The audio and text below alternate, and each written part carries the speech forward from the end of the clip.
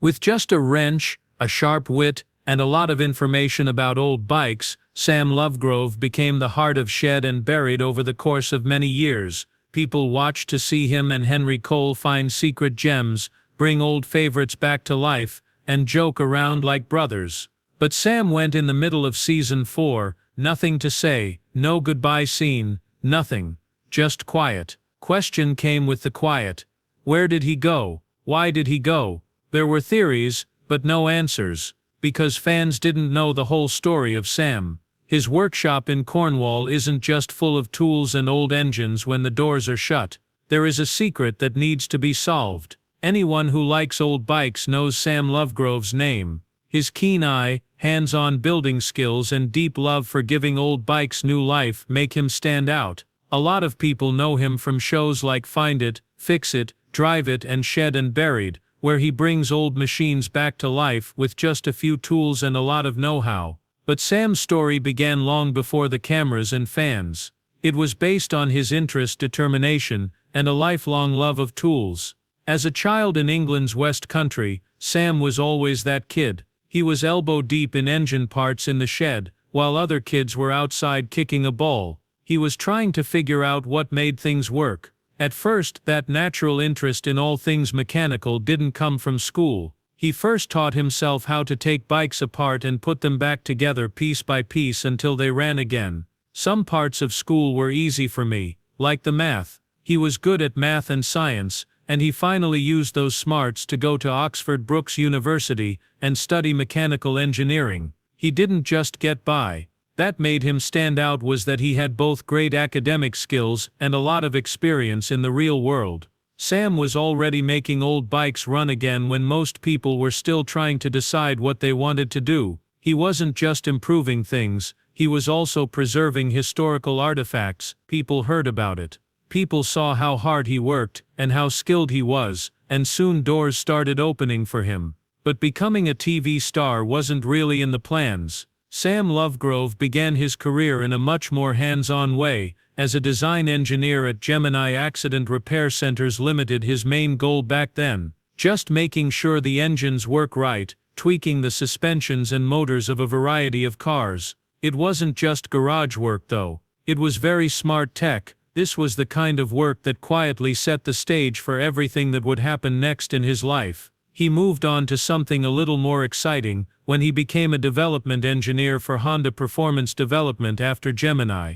At that point, things got really hot. He worked on some really cool cars, like the sleek Honda NSX and the mean Corvette C7R Le Mans cars. But that wasn't all he did. Big names like Aston Martin, Jaguar, and Lotus hired Sam as a consultant engineer to help them with their work. He wasn't just good at that point. He was becoming one of those legendary people in the world of high-performance cars who worked behind the scenes. Then there was a twist. Sam ran into Henry Cole somewhere along the way. He wasn't just another motorbike guy though. His job as a TV host was to change how people thought about motorcycles because he loved riding them so much. He had a strange charm, a bit of a rebellious streak, and a big heart for old bikes. Henry knew this expert was more than just skilled. As soon as he met Sam, he was present. There was something about the way Sam talked about things that made even the most complicated mechanical things seem easy to understand. Sam was on TV for the first time when he went on a motorcycle show with Henry. It worked perfectly. People immediately felt close to him. He was just being himself. Smart, calm, and clearly madly in love with what they do. In that way, the motorcycle show came to life, with a vibe that made it more than just another bike show. Fans of motorcycles loved the show right away. There were heated races, tributes to famous motorcycles, fun conversations, and road trips that you'll never forget. But what made it stand out was how real it seemed. Sam's knowledge, and Henry's strong desire to make the show better, gave it a life. It wasn't just about bikes. It was also about the history, story, and bond that people have with these tools. In the first show of the second season, Henry got to ride the very rare Bro Superior Super Sports. Later, he took on the infamous Yellow Peril, a 1960 Norton Commando production racer that put his skills to the test like never before. By season 7, it was a great treat for fans to see Henry and Sam bring a classic WLC Harley back to life. In episodes 3 and 4, the famous Enfield Bullet also made a comeback. Sam was good at it. As long as the job was messy and technical, the kind that left your hands black with grease, he could explain it in a way that made sense. He gained respect and a real following because he was honest and down to earth. The motorcycle show was a big hit, and what came next was possible because of it. Put away and buried.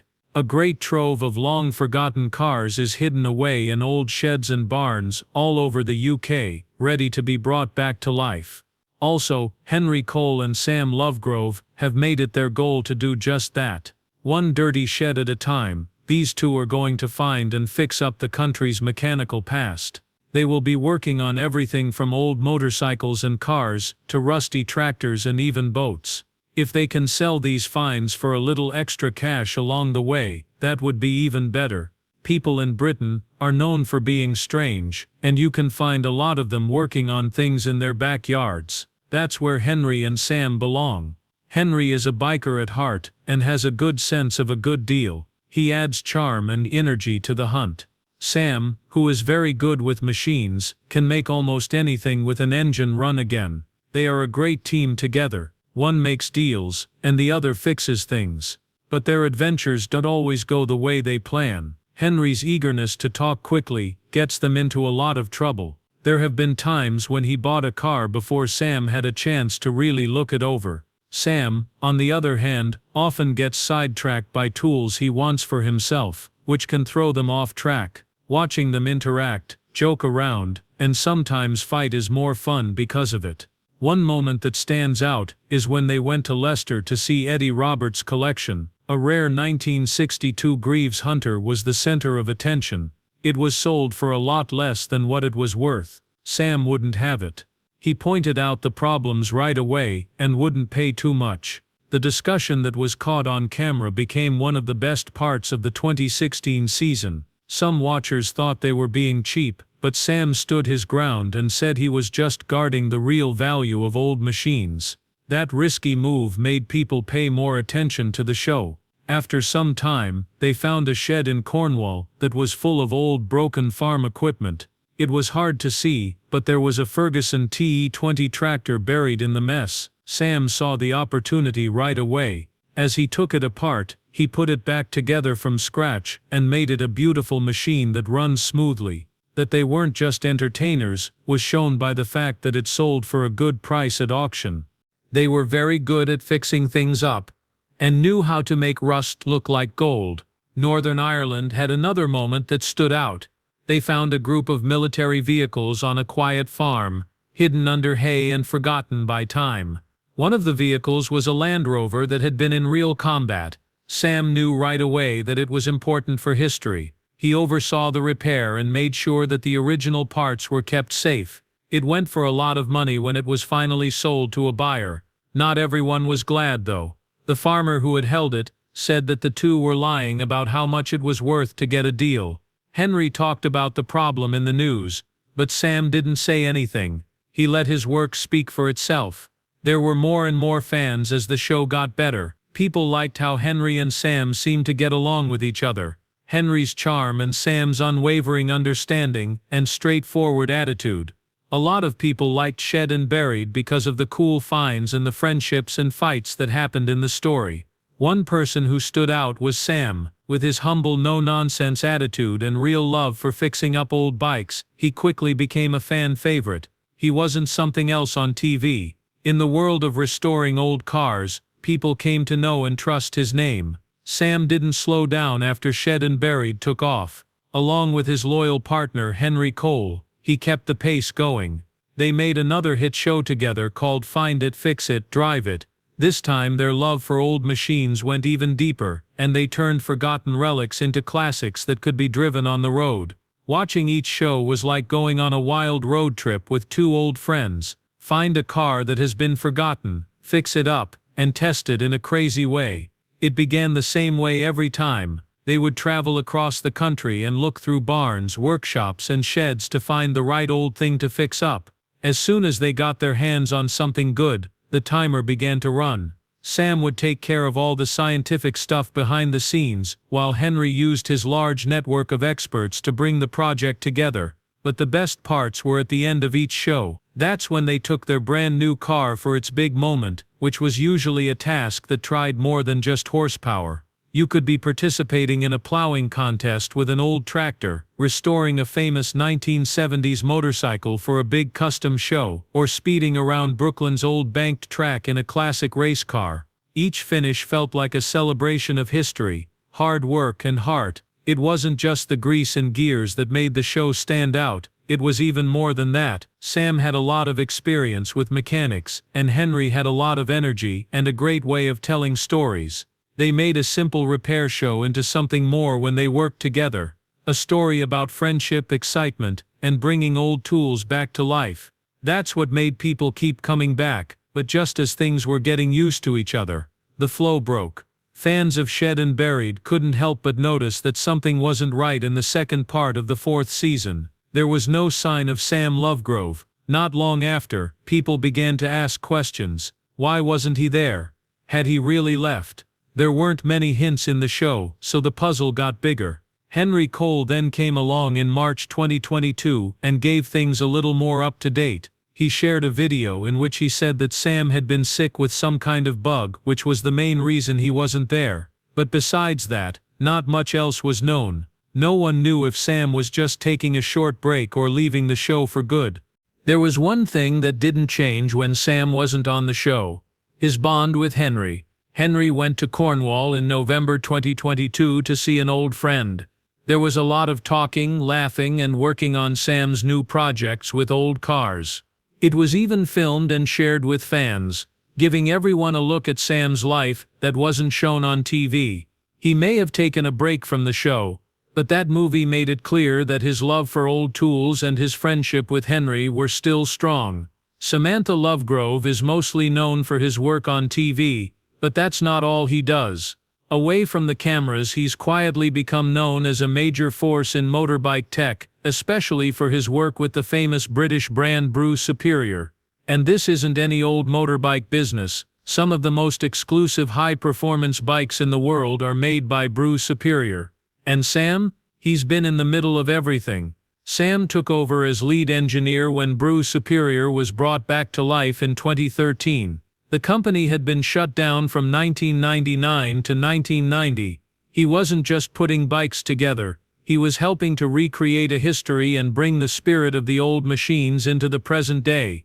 Sam was very important, because he worked closely with Mark Upham, the owner of the company, and the rest of the team, in making special bikes that lived up to the legendary status of the name.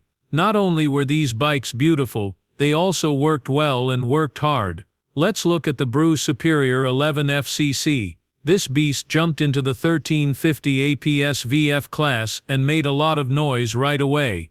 It clocked in at 110.4 MP on the first run and 116.827 PR on the return, for an average of 113.668 MPR that broke the old AMA record.